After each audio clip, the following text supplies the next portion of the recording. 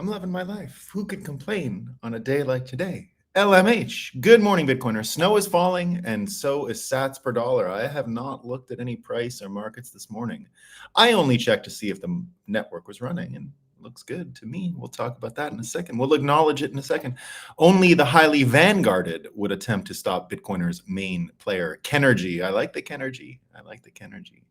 Indeed. Remember when Margot Robbie said that when they asked her when she was doing her Barbie tour this summer, they asked her like, what do the real men in your life talk about? And she's like, well, my husband's probably talking about Bitcoin all the time. Very good. We should get her husband at the show. She should come too. Bon matin, B for victory. I hope you're doing great. Oh, I forgot to read this one, Ben. I can also feel the acceleration in my veins. We are accelerating. Good morning, John. Good morning, Hassan. Hope you're doing great. David, good morning. Stay humble, stack sats. Best advice you'll hear all day. Good morning, Coffee and Bitcoin. We're here for that. Assalamu alaikum. What the heck does she mean by basic anti-money laundering rules? And no, just because there's a BTC ETF, we'll never get a shitcoin ETF approved anytime soon, Mrs. Warren. We'll talk a little bit about Mrs. Warren today. Jevy, good morning. I hope you're doing great. Christine, good morning. Hope you are doing great. Thanks for coming. Made a deposit with my farmer for another half cow. We are winning. Jevy's going to be eating well. You know, it's one of my big regrets in being a refugee nomad the way I am, is that I haven't been able to get much of a half cow going on. I still see, my place in Vermont, I see the cows that I eat. They're on, they're just in the pastures all around me. I know the individual cows as they're harvested, and I take a lot of the meat. I bring it here, I bring it there, but I really do want to get one of them half cow situations one day. I would be stacking more sats if I could, I guess is why I regret it. I never get to see the great collection of beef. I get a delivery here in Barbados from the farm every 2 weeks. Next week will be my delivery day. All grass-fed, beautiful stuff. And we get the raw milk here, right? We get the raw milk. The raw milk's a little hard to find. It does sell out often, but that's okay. But morning, fellow Bitcoiners. It is coffee and sunrise time, indeed. Aqualodge, hope you're doing great. I'll give you the live long and prosper. We love that. Robert, hope you're doing great. Hoddle T. Washington, wake up to break up. Let's go. We love it. Good morning. Did anyone see Texas is kicking out the feds and taking care of its own border? The breakup is happening. There you go. As soon as Nolan finds his notes, Bud says. As soon as I got my notes, Bud. We're good on the notes. Good morning. Lovely day for stacking sats. Sure is. Joseph, good morning to all. We got a lot of stuff coming in here, so I might skip a bit. Hope everyone's doing great. There, Defina. I already gave one. I'll give another. I loved your response to Hillary Allen on Twitter this morning. It started my day with a huge smile. Raw milk, hold on, Muslim Bitcoiner. It's not illegal to sell in USA. It depends on the state you're in. So it's a states' rights thing. So it's totally legal in my state. You just can't get it from a store. You have to go to the farm. The farmer has a right to sell it. There are some, like in Maine, 2 states over, where you can buy it in the grocery store and things like that. So it depends on the state. There are some that have totally banned it, though. I don't believe you can buy it in New York State. I think, guess which states ban it. You guess. Vermont is rare because Vermont is rare for all kinds of reasons, right? They call it a Democrat state. It's got a Republican governor. It's the only state to ever. It's got the least gun laws of any state going. It's the only state that ever. It's the only state that never got rid of your implied constitutional carry right. So a lot of states are like that now. But there was a time in the 80s and 90s when it had been reduced to just Vermont. Only Vermont was left as a state where it was implied that you could conceal carry a firearm. You didn't need permission, and still to this day, you don't need any permission to do so. You can't do open carry. That's never been okay in Vermont, but you can do concealed carry as you choose. So there you go. But let's just acknowledge, right, as some people have already mentioned, we got a major sunrise happening today, right here on the east coast of North America. I get it a little bit earlier because I'm an hour ahead, and Bitcoin's running. So all that's left for us to do is have a coffee and talk about what's new. And talk about some Moscow time. They get funnier and funnier, guys. I honestly, some days I'm like, okay, I gotta go get a couple Moscow time pieces here. And I'm like, I didn't really see any. I don't know, maybe it'll be a dry day for Moscow time. But sure as the sun rises, the minute I go look at my sources, they just pour out. They just pour out more and more these days. All right, well, here's what we got in British Columbia, according to the National Post. British Columbia in Canada plans to give this is good news, guys. They plan to give a safer supply of fentanyl to minors. All right. So to minors really makes this Moscow timey, right? So BC plans to give safer supply fentanyl to minors, and parents won't have a say. No minimum age listed in protocols for providing youth with taxpayer-funded recreational fentanyl. So kids out there, if the alcohol laws are too high and all that, well, you got options now. You can just go get some free fentanyl. It's amazing. Canada, what a great place. They're really, when I think of a bleeding heart place where their heart is just so big and they just want to help everybody, and what a paradise it creates, right? No hypocrisy, no contradictions. It's just perfect when these guys get their way and can help people the way they want to help people. So great news. The miners of British Columbia are going to get safer fentanyl. I'm so happy. It's just great. Now, some people might be worried that it would have a little effect on their health, and they might not do so great after. Their outcomes might be not great for these young people. And that would fit in line because the Wall Street Journal is telling us this morning that young people indeed are having trouble, right? And it's a big mystery, but I'll just read the headline, right? So cancer is striking more young people, and doctors are alarmed and baffled. They couldn't imagine what, who knows? Who knows? With all the delicious food available in grocery stores, and the bugs are about to come, so you're going to be able to eat the bugs pretty soon. I'm at a loss for why young people are unhealthy today. Who would understand why? It doesn't make any sense. Here's Fortune magazine with a little bit of advice, right? So that this could help all the troubles we've seen for the young people, right? Because COVID, right, according to Fortune, COVID's, big problem still. And they have a little diet advice for you if you got the COVID trouble. So here's what it is, guys, right? This is according to Fortune magazine.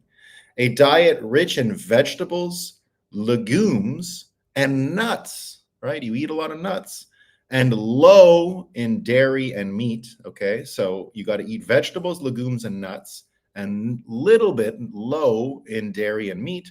And it may help COVID at bay. That's the whole headline, guys. A diet rich in vegetables, legumes, and nuts, and low in dairy and meat may help keep COVID at bay. The experts helping you guys. They're helping you, right? Forget about the mystery of cancer for a second, right? Just a big mystery. Don't worry about it. It's a mystery. They're baffled, right? They know how to keep you from COVID. So that's good news. And we've also got other news. In case you eat, in case the dairy and meat, and you got to eat the other stuff, and then you got some weight problems, right? You're struggling with some weight problems. Washington Post, they're here for you, right? They've got some assurances for you, okay? Because if you went to the Ozempic, right? Here's the headline: popular drugs used for weight loss do not appear to spark suicidal thoughts in patients, according to preliminary review conducted by the FDA. Following reports, they were just reports of potential safety concerns. They're just reports, right? So remember, eat this stuff to keep COVID away. We don't know why cancer is happening. And according to the Washington Post, I trust them. They say that these Ozempic things do not, they say they do not cause suicidal thoughts. So we're good. We're totally good, right? We're totally fine. We've also got a little bit of news here from Washington Post. We got more stuff from them. This is a headline about our Defense Department. Remember, they failed the audit and they lost a few billions of dollars, right? So that's not a big deal. This also, I think, is in the same category. It's not a big deal, right? The Defense Department has not properly kept tabs on over $1 billion. So this is a separate $1 billion. The other billion they didn't keep tabs on. That was just money. That was just U.S. trash tokens, right? So that was just the U.S. trash tokens. This is separate. This is a separate thing. All right. So the Defense Department has not properly kept tabs on over $1 billion, a billion trash tokens worth of shoulder-fired missiles, night vision goggles, one-way attack drones, and other aid the U.S. provided to Ukraine in its war in Russia. The Pentagon's Inspector General found. So it's just a little billy. It's just a little billion. All right. Can't find the stuff. Yeah, no big deal. It's just the shoulder rockets, the night goggles, one-way attack drones, child's play stuff. It's not. Don't worry about it. It's nothing. We've also got another one here from Phil Bump. We know Phil Bump, right? We love Phil Bump, right? Anytime Phil Bump writes, it's Moscow time stuff, right? Anytime Phil Bump writes. If you guys don't know who Phil Bump is, you got to know who he is. He's one of the most important contributors to Moscow Time. He is a Mockingbird asset, and he just does it every time, right? So here's what we got. So he's talking about Trump here, right? So his sentences really, really pop, right? Phil Bump. There's something about the way he writes. So, and remember, you don't get mad, right? We love Phil Bump. What would I be doing if I didn't have Phil Bump providing us with this kind of content in the morning? I would be in trouble. The former president's casual dishonesty helps reinforce the support of his base. His opponents are powerless to prevent it. Thanks, Phil. Thanks, Phil. It's a very good headline.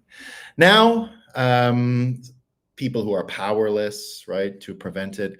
And you know, we've all heard, of course, that you know, the color of your skin is really where power comes from, right? We've heard that many, many times. It's all about the color of the skin. And as we know, in February in America, it's Black History Month. So people are getting ready. They're getting prepared. You know how you get ready for Christmas a few weeks early and you do some stuff and then you put a tree and you decorate, right? People are getting ready. Happy New Year, the Chief Diversity Officer of Johns Hopkins University writes. Welcome to January 2024. And we're just a few weeks away, she says, from Martin Luther King Day, January 12th. That's today. And of course, Monday, January 15th is the MLK Day, but I guess the commemoration is the 42nd annual MLK something going on today. And they put out a little list here, right? The diversity word of the month is privilege. Okay, so Johns Hopkins has put out its privilege diversity word of the month. They're getting prepared here. They're getting prepared, right? They're witnessing the season. So here's, if you didn't know what privilege is, I'll read you the Johns Hopkins. This is a university, by the way, and a medical school and all. Some people say it's the best medical school in the world. That's what some people say. Here's what they have to say. Privilege is a set, and these are the people that are baffled by the cancer thing, right? They're the ones who are like, what's going on? What's happening? What's happening here? I don't know. It's the same people, right? So privilege is a set of unearned benefits given to people who are in a specific social group. They're unearned benefits. Privilege operates on personal, interpersonal, cultural, and institutional levels, and it provides advantages and favors to members of dominant groups at the expense of members of other groups. In the United States, privilege is granted to people who have membership in one or more of these social groups. So white people, right, they're privileged, right? I've seen, you should see the privilege. You should see the privilege in Middle America. They're so privileged. It's amazing. The privilege is everywhere. Able-bodied people. I saw someone walk upstairs the other day. What privilege? Heterosexuals. That's another one. C-gender people. I'm not really sure who they are, but I bet they're privileged. Males, right? Not sure about the white people and males. So it's just all white people, but then it's just males. So I believe they are saying Black men. They're males, so they're privileged, right? So it's a kind of a weird thing, right? Christians, super privileged. Middle or owning class people. Owning class is a new one. I like that one. Owning class. Are you part of the owning class? Middle-aged people. They're another group. English people. English-speaking people. Privilege is characteristically invisible to people who have it, they say. People in dominant groups often believe that they have earned the privileges they enjoy, or that everyone could have access to these privileges if only they worked to earn them. Yeah, it's just, these people who think that work gets you somewhere. In fact, privileges are unearned, right? So all those Russian people that had to flee Soviet Union in the 90s and came to America with nothing, it was easy. It was so easy, right? All the Irish people that came a generation before, it was easy. Come on.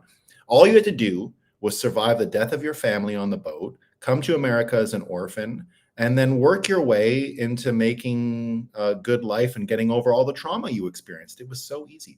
What about all those people in the mines? What about all those coal miners? That was the easiest thing any white person in America ever did. It was just so easy to go and take out all that coal in Pennsylvania, in West Virginia. I mean, they just had one of the best lives you can imagine. It was amazing, right? So good for them. Very, very good for them. And that brings us to our theme for the day, of course, which is that all of these NPCs that get caught up in all of this stuff are simply not going to make it. They're not going to make it. And they're the people we're up against. This is what Bitcoin, and you could see it yesterday was a day where the NPCs just flared up, right? It was just with Bitcoin and the thing happening and the ETF and the boomers all paying attention to Bitcoin and everyone going Bitcoin, Bitcoin, Bitcoin. People had to talk about it. And one of the funniest things you'll ever see is the NPCs getting triggered from the market response yesterday. So you had, of course, Elizabeth Warren coming out and saying the SEC is wrong on the law and wrong on the policy with respect to the Bitcoin ETF decision. If the SEC is going to let crypto burrow even further and even deeper into our financial system, then it's more urgent than ever that crypto follow basic anti-money laundering rules. Basic anti-money laundering rules, as we heard up here. Basic. Who is it that said that? Basic anti-money laws. I saw that. I think it was, yeah, there it is. It was Muslim Bitcoiner who wrote basic anti-money laundering laws. So she got community noted, which is great, right? Remember what we said about community notes over a year ago? They would actually change the world. They're amazing. They're just amazing, right? So the community notes come in, but that wasn't the best story. Pierre Rochard, Bitcoin Pierre, if you guys don't know Pierre, he was one of the founders of the Nakamoto Institute years ago. I've worked with Pierre. He's a great guy, a lot of fun, and as committed to Bitcoin as anyone in the world. And he works for Riot these days. And he ratioed the senator with the following. With all due respect, your colleague, Senator Menendez, did not use Bitcoin for his money laundering. What do you think about that? And Daniel Batten, another Bitcoiner, observed, needing less than 1% of the following Bitcoin Pierre just ratioed Elizabeth Warren. And indeed, that's where we get our theme for today. It's this whole idea that the NPCs simply can't stop the main player character energy of Bitcoiners. So when you look at Bitcoin Pierre and compare him to someone like Elizabeth Warren, and he's been trolling her for months now. The minute she came out with her crypto bill that made a wallet that made, I guess, miners, broker dealers, and other wallet providers, broker dealers, and all these crazy things that she's after. Obviously, the bill isn't going anywhere. We've predicted that and mentioned that many times. But watching him troll her on a daily basis has been great, right? He's been asking her all these questions, and he's been constantly reminding her of her colleague, Senator Menendez, the one that was caught with all the gold bars, which I think is fake, right? I do believe that the news reports of Senator Menendez are mostly fake. My theory on Menendez is that he couldn't keep the grift going, and he's being punished for not being dishonest and corrupt. So my guess on that is that they found in his, like when the FBI raided his house, they found like clothes of his and stuff with money still in the pocket, right? And they had it all splayed out to make it look as corrupt as possible. The gold bars were a tell, in my opinion, that he was getting paid in these gold, which it might be true, but the way they found them, the way they showed it all, to me, he has the same job that Joe Biden used to have. He was the head of the Foreign Affairs, whatever, Intel Committee or something like that. But it's a known corrupted committee chair position. And apparently a lot of the blackmail and all that stuff runs through that's what some people say. So I have no proof of that. All I know is that people have said that the Menendez seat that he has on this committee is the same seat that Biden had, which is how he got his whole money laundering operation going, which is where he first hired Hunter to do the stuff and blah, blah, blah. So what we understand, though, is that people who will continue to sell a corrupt system as something honest, it's something that we've been talking about for days. The quality of the people on that side of the fight are diminishing. It's what Balaji wrote in his History in Reverse thing yesterday, that there was a brain drain out of these institutions. There's been a brain drain out of universities. I don't think the diversity officer at Johns Hopkins was their best, right? I don't think they're sending us their best, right? She's not their best. In a Bitcoin standard world, you're not going to have such low IQ people that are trying to, tell us how to live all the time, right? One of the problems in universities is that the administration and the non-professors, the non-public facing people, the people that don't interact with students, are not really a part of pedagogy and teaching. They're just there to create new rules and whatever. These people have grown with all tuition and everything that's gone up in universities. It's that sector of the university that's grown so much. It's the people that work in the administration that, even if I have some friends who are professors, I have quite a few academics in my family and my extended family and things like that. So, they've complained for years that the professor part of the universities is what's the sickest. Like, despite all the money they have, despite all this stuff, the professors have a longer track to tenureship. They have a harder time getting jobs, harder time getting classes to teach, and all of this stuff. So it's been going on for a while like this. And when you when you think in terms of what Balaji was saying, that this brain drain is happening, indeed, it looks like we're only going to have NPCs as our challengers here, right? Because it doesn't look like they're really maintaining a high level of capacity on the fiat NPC side. So we can go further, right? You can see now, for example, Bill Ackman, and I continue to make this prediction, Bill Ackman is going to be a Bitcoiner in 2024. He might even come to Bitcoin Nashville at this rate. He's becoming, so quickly, Bill Ackman is becoming radicalized against the institutions that are actually keeping America and most people in the world down.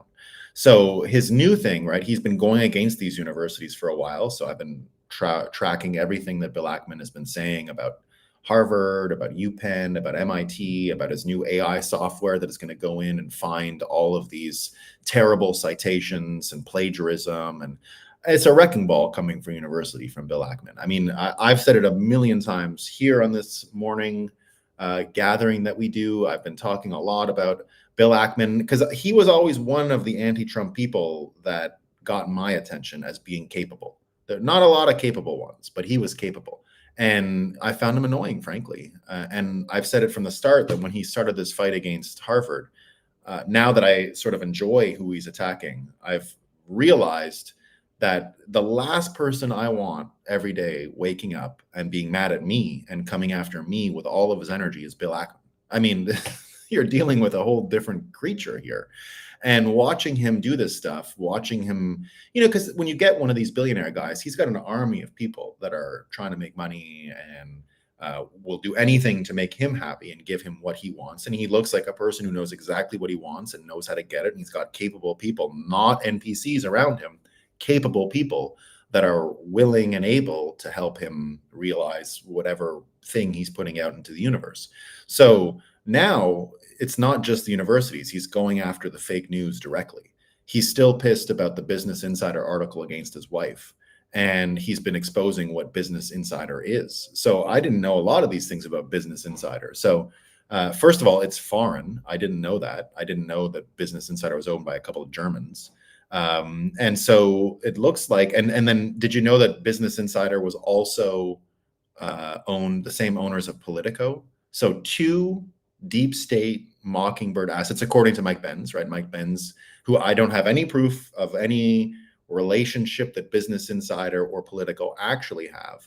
What I do know is what Mike Benz has done and followed the money and has shown that these folks are absolutely not printing articles with their best intentions in mind. they look compromised and look like they're working for these deep state actors. So Bill Ackman saying this, toward the end is the best part of this two-part post because I name names, he says. Henry Kravis, founder of KKR. Matthias Dopfner, chairman and CEO of Axel Springer. Joseph Bay, co-CEO of KKR. Those responsible for Business Insider's illegal and unethical journalism, a tick-tock of everything that has happened based on email records, texts, and conversations had. This is the best and most important thing I have ever written. Don't miss it, right? And so he's talking about all of these people who are profiting from unethical business practices, and it looks like he's just going to go straight at them. He's just going to go straight at them and destroy more fake news assets. It sucks for me and Moscow Time because these guys are just great. They're just a great source, but we got to get on with our lives and we actually have to progress. So it's not all about Moscow Time and the stuff that we want to laugh at. There's other stuff and concerns out there too. But put this in mind again, we've got more and more people. There's no way Bill Ackman is going back to the plantation and the reservation or whatever you want to call it here. There's no way he's going back with the NPCs. He's tasted what being a main player is like and is a main player. He's going to continue with the main player character energy, which means, and this is the only part that I know, this is where my prediction comes from. It's not from special knowledge about Bill Ackman or anything like that. He has put himself on the main player character timeline. He is walking down the yellow brick road. There is no way for him to not find where it leads, which will be Bitcoin. So in 2024, just like Jeff Bezos will find Bitcoin, Bill Ackman is going to find Bitcoin, and he's going to be a big help, right? Now, just get back into what he's now fighting against, the media and its duplicitous nature and the hidden incentives that guide it. And there used to be a time when we thought the media was just a collection of people who disagreed, and it was where people fought, and it was where things were resolved, and there was logic, and humans were reasonable, and we could be rational about all this stuff, right? But now, after everything we've been through, after 2 Trump elections, after COVID, after everything we've seen as Bitcoiners, the types of attacks, the stuff we saw last spring, for example, our last autumn with Elizabeth Warren and the bill and the citations that were all fake, the publishing of corrections by the Washington Post because autistic Bitcoiners forced them into it.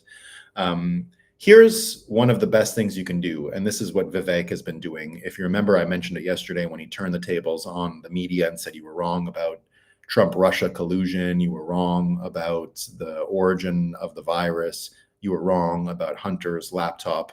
But just look at how bad it is. He actually put a list together. And I think the list, so in general, I don't think lists are very persuasive, right? Do this, and these are the reasons why, and you give a bunch of reasons, and then you're, not one of them is good enough, but you try to persuade with a list. It doesn't usually work, right? List persuasion is weak. One reason is usually good enough to get someone to act in a certain way. But this is a little different. This is the death by 1,000 cuts thing when it comes to fake news. But when you actually take a step back and you see the amount of hallucination the media has either experienced or projected, hallucinations, like completely fake things, right?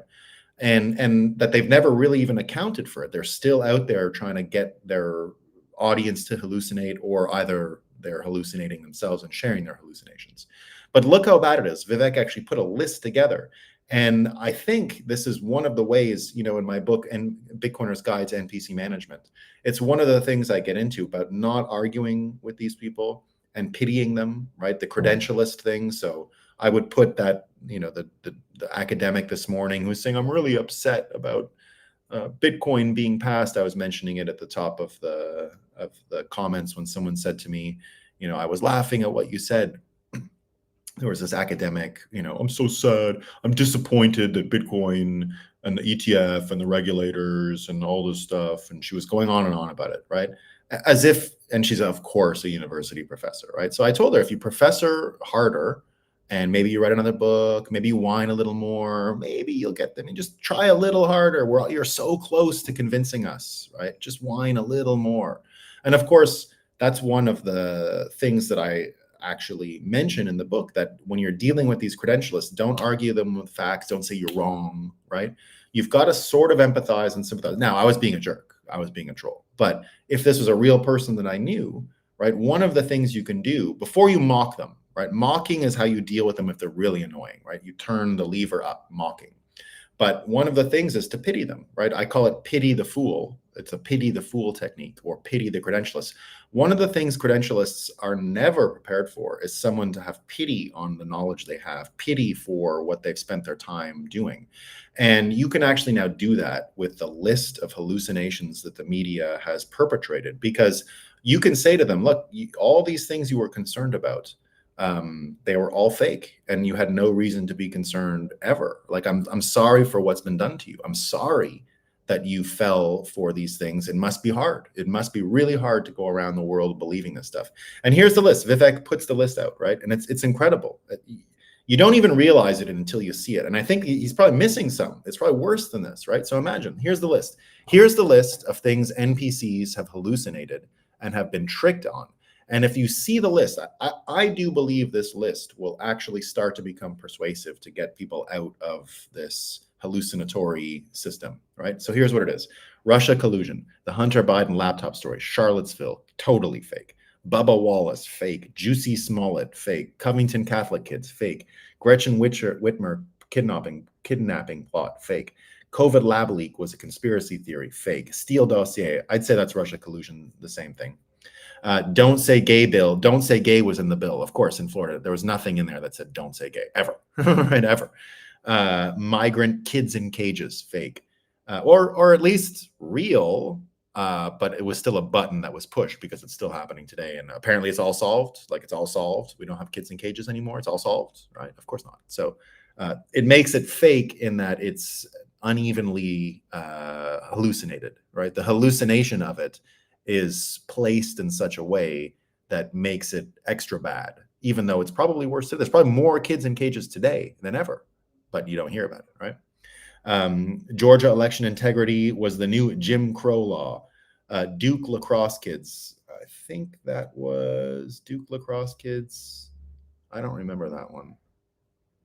Might have been the rape, like they raped a bunch of people or something. I don't remember that one. Zelensky is a paragon of democracy. January 6th, peaceful Black Lives Matter riots. You know, I tell people all the time, I didn't leave Brooklyn because of COVID. I left Brooklyn in the summer of 2020 because of this. It was crazy. It was nuts. You know, and I felt justified immediately. And the reason I never went, we only went to get out of town a few days, right? I left Brooklyn. Riots, psycho stuff happening, fireworks going off every night, all night long, because all the fireworks have been robbed from all the delis and places that have been broken into. And we went up to Lake George. Now, I thought the border crossing was a bit weird because it was still COVID time. It was early summer 2020. And I went up to Lake George. And then I found out that a park that I went to sometimes wasn't the park I went to every day. There was a really nice park near me in my house in Brooklyn, but about half a mile down the road, there was another park. Some mornings we would walk there, depending. It turned out that a little baby was shot in the park, and I was reading about it when I was in Lake George, which is just north of New York City. And I said, I'm never going back. Forget it. I'm never going back. That's it. I'm done. I'm out of here. Right. We're done. We're not going back there. So it had nothing to do, COVID, I was fine. I was in a brownstone, two stories, backyard, front yard. We were fine. I had a community garden 1 block away. So I had acres of chickens and eggs, and right in Brooklyn, we were fine. We were great. But the reason I left was because of the violence. It became not safe. And where I was in Brooklyn was one of the most safe places ever, right? It was awesome. I did not hear Yiddish below me in the tunnels. That was a separate part of Brooklyn. But I'm having a good laugh at that story too. That's pretty funny. He goes on to say, ivermectin is a horse dewormer. Trump used tear gas to clear a crowd for a Bible photo. The MSN spits in the face of the people every single day with ad nauseum and flagrant lies. And you think the 2024 election is any different? Open your eyes and see the trap they're walking us into right now. And then he's with my man, Mike Benz, who I think will be a speaker at Bitcoin 2024 in Nashville, July 25th to 27th. Mike Benz went with him to Iowa for the last few days. And Mike Benz did a really great video that's gone a little viral, I'd say, sitting in one of the big SUVs driving around Iowa with Vivek, and they talk about his plan to save the internet from exactly the things that it's doing here, helping people hallucinate things that never happened. So his answer is save the internet from government censorship, federal agency mis/disinfo grants, and supranational orgs like the WEF that drive censorship advertiser boycotts, right? So he goes into everything you need to do to fix the internet and stop it from being polluted by the NPCs. Because if the NPCs can't use these tools, then first of all, they can't produce more NPCs. They can't keep NPCs as NPCs. It's not going to work. And you're not able to actually extend any of this stuff. So he gives this great talk on all of this stuff. And now, amazingly, and we're lucky for this, the WEF, so I talked yesterday, they released their agenda, right? It's called Building Trust. Building Trust. Okay, so what is the roadmap that they came out with in Building Trust? Remember, this is exactly what Vivek is attacking in his list, right? It's the misinformation, disinformation organizations that get grants that are used as a proxy, as an untrusted third party. So Bitcoiners will recognize what's going on in the media. It looks exactly like corruption in banking. The money laundering apparatus, which exists inside of the financial system, with Satoshi admits immediately in the abstract of the white paper when he says that a certain amount of fraud has been just accepted, right? That we just, it's okay. Like there's just fraud. It's fine. All comes from the third parties that are untrustable and that shouldn't even be in these transactions. So you require a system that will make it P2P and not having these third parties interact. Information laundering works identical to what Satoshi has described in the white paper as being a major problem with the analog financial system. So the information laundering being a huge pillar of the NPC brainwashing pipeline, as Vivek has mentioned here, right? Remember, his whole plan is to get something, what he describes as the way to fix the internet, being exactly that. I'll read what his solution is again, right? Getting rid of the disinformation grants, enforcing 1A, the First Amendment, in more or less along the lines of Missouri versus Joe Biden, and as well supranational organizations like the WEF that drive the advertiser boycotts. So, which is all what some people have called the architecture of deceit, right? That's the architecture of deceit. I often call it the money laundering or the information laundering apparatus, but it's the architecture of deceit, right? You got to see it as a machine, though. There's an engineering aspect to it. And you can see it right here. So here's what we know from, I mentioned yesterday, the Building Trust agenda of the WEF. They actually came out yesterday with their risks in the near term, and they rank them, right? So they did us the favor, and this is what they used apparently for creating their agenda. So what do you think they have as their number one risk? What do you think the number one risk the world faces in 2024 to 2025? What do you think it is? And they asked 1,500 experts. This was from a poll they did. And this is, again, they use this poll to help inform and create the agenda at their event. I do similar things, right? I've done it. I don't do it with the Bitcoin event, but for years with the CoinDesk event, I ran a poll, a very large poll. We got, thousands of respondents. I would get 80,000 respondents or something, and we would turn that into content, right? We'd find ways to guide our content and our programming of the show with that information. So they did the same. What do they have as their number one risk? Misinformation. That's what's number one. Above war, above inflation, above what they call involuntary migration, refugees. So number two, of course, so number one is misinformation. Number two is extreme weather events. That's number two. Extreme weather is number two, right? Three, societal polarization, which is really the misinformation thing. Cyber insecurity, they say, it's almost the same. Only at number five is interstate armed conflict. Number five.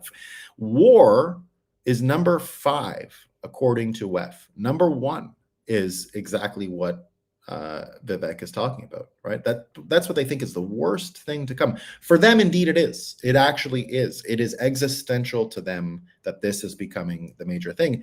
The NPCs kind of know it. They kind of know the jig is up, right? They can feel it. They can feel it. You remember the beginning of Lord of the Rings when Galadriel is saying, in the movie, I can feel it in the water. I can feel it in the air, right? They can feel it. They're part of our collective unconscious and subconscious too, right? So they know something's up. The NPCs know, right? They know. Now, Nate Silver had a hilarious take on this. I like Nate Silver. Nate Silver is the pollster, right? Definitely not a Trump fan or supporter, but he just eats shit all the time because no one's ever happy with his predictions. He's actually the closest. He was the closest in 2020. He was the closest in 2016. But now that he's alone and not with, because I guess he was with ABC or something before as like their pollster, he's totally alone now. And he's becoming a lot funnier and a lot more honest. So here's what he says. If experts think that misinformation is a bigger problem than war, then a way bigger problem than misinformation is that the experts are fucking idiots, which is what I'm saying. Nate, that's what I'm saying. We're dealing with NPCs here, guys. It's a big collection of NPCs. And that's the good news. It's the good news, right? That the actual enemy here are just people that don't know what's going on, right? So we're doing pretty well. We're doing pretty well. I got more stuff here. I'm going to save it. I was going to get into some ancient America stuff. They found a city in ancient Brazil. I was going to tie it, but I'm going to do that another day. Save that content. Okay, let me see. We got some more comments here. Good morning, Bitcoiners. Good morning. I love the way Hillary Allen sounds own Bitcoin for the privilege. All right, let me see what's going on Rumble. I missed all the quotes on Rumble this morning. Let's see. Let me see. Where are you, Rumble? Live chat on Rumble. There we go. Hello, Rumblers. Hello, Sluggo123. Narwhal Tacos did a deep dive into how ETF works and realizing is Coinbase is going to rule the world. Yeah. ETFs, what you need to understand about ETFs are the redemption and creation phase, right? So redemption and creation is everything you need to know. And indeed, Coinbase is a big part of everyone's redemption and creation. Big time. Self-custody is the revolution. It is. It really is. Yeah, it really is. Zim KD, good morning. Sluggo123, do you use Rumble Studio in your streams? Not yet, but I may. I might switch over. I think Rumble Studios is still in beta, but I would like to switch over totally to Rumble and get rid of this. I use Restream now. It's what I've been using before. But I think, so I need to take a bit of time, but I've been for about a week now since I got to Barbados thinking about switching things on how I produce, because I've noticed that Rumble also has a static stream key now. I'm not going to bore you with the details of that, but it is a bigger pain than anyone realizes for me to put the Rumble stream on every day. I love it because I get numbers there that give me dopamine, so I'm into it. So I do it, and I'm incentivized to do it, and I get really angry when it doesn't work. So I'm definitely into doing it. But if I can cut it down a little bit, it's like I have to spend 5 minutes extra every morning getting the show and the shit I hate, which is like loading the show. So because I produce the whole thing on my own, right? So there's no one behind here doing anything. It's just me, right? So yeah, I will do something with it probably. I've seen people doing it. I'm not sure I have access to it yet right now. Muck Barn U, what state are you in? I get around. I do have a house in Vermont, but I don't spend too much time there. But it is my home. It is my home. We are currently in Barbados, which is where I spend my winters. Also tax-free for people. Lance 2002, I heard a rumor that Lizzie Warren might be resigning. I hope it's true. Well, she better, because if she sticks around in the public consciousness too much, she's going to get dropped from space. I don't make the rules. She better hide. She better find, they got some tunnels in Brooklyn. She better go find a place to hide, because I don't think it's going to work out for Lizzie Warren in the long run. I don't. I think there's a way more under the hood there that people haven't seen. And her role in the 2020 situation for Democrats is just awful, right? What she did to Bernie. Now, Bernie will never defend himself ever, because he's probably compromised and is probably getting blackmailed. No proof on that, but I'm just guessing. But what she did to him was, and I'm not a Bernie, like I'm a Vermonter, but I don't give a fuck about Bernie Sanders. I mean, he's a joke, right? But I appreciate his supporters a lot, and they're the closest things to not being NPC Democrats as you're going to find out there. So, one of the things that would have changed history would have been had Bernie just taken Trump up on his offer originally. And, I still believe he could have beaten Trump in 2016. I think Bernie could have won. I think Bernie was the better Democrat candidate against Trump. Hillary was the easiest one for him, right? The Democrats thought it was the opposite. They thought Trump was the best person for Hillary to beat. It was the opposite, right? I think Bernie could have beat him. I really do. Scott Adams uses Rumble Studio already, but I believe he's got the beta. I don't think it's so. That's what made me think about switching, was when I saw Scott Adams switching. I have done like Scott. I bought this. Tell me if this is any good, guys. I gotta know. Tell me in the comments right now if you can. I started using the mic on my new laptop and it's apparently really good. I looked through all the reviews and everything. This is one of the new MacBooks, and because I can't bring my desktop down here, so I brought a MacBook. And I've been using just the mic on the MacBook lately, and everyone says it's good, but I want to know live if you think it's any good. But that's the problem, is that I don't know. I got to go through all the Rumble interface stuff and figure out how to do it before I do it. Right? Sounds decent? Only decent, huh? Coming through loud and clear. Sounds decent. Okay. Yeah. Let me know. Let me know if it's if because I got a mic here. I just haven't. There's a problem with running this mic, in that I need to. Let me make sure I'm not coming in on that mic as it is. Yeah. Okay. I'm coming in this way. Mic sounds great. Okay, great, everyone. Great. Yeah, I'm trying to, like, the reason I want the mic to get used to the mic on a laptop is that it's easy for me to replicate, right? That means I can do it everywhere and not get stressed. Because the old mic situation on the desktop with this thing, it introduces a whole bunch of problems. So, and I just never understood how, like, no one had built a one machine tool for, like, it's as if podcasting and video things are brand new, like no one ever does it, and there is literally no one product out there for it. This is the closest thing. The desktop, you know how upset I was? I bought a desktop in 2021, an Apple desktop. It had a 720p camera on it. I had to buy a new one the next year when they upgraded.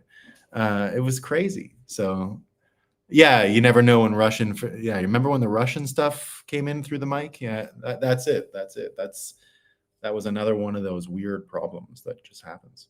All right, guys, I don't have much more today. It's a bit of an old news day, but we're doing okay. It's a Friday, right? This is the sounds good, no voices, like when the radio was connected. Yeah, exactly, T-Dog. We got a Friday, we got a DCA day. I got a little bit of extra money recently, so I will be buying a little bit of Bitcoin today, I think. Haven't done so in a while. I've been too cash poor, too income low lately. That Russian stuff was wacky. Yeah, I remember that. Yeah, that was I could have used this thing at the time. I didn't know the mic was so good then, but now I know. Scott Adams has been doing the same. So there you go. He bought the same machine after me. Don't want to make it sound like I'm copying him all the time. He did that. When you're from New York, everything feels illegal, even outside of it. It's true. All right, team. There you go. That's all I got. You have a great day, everyone. Have a great day. Peace.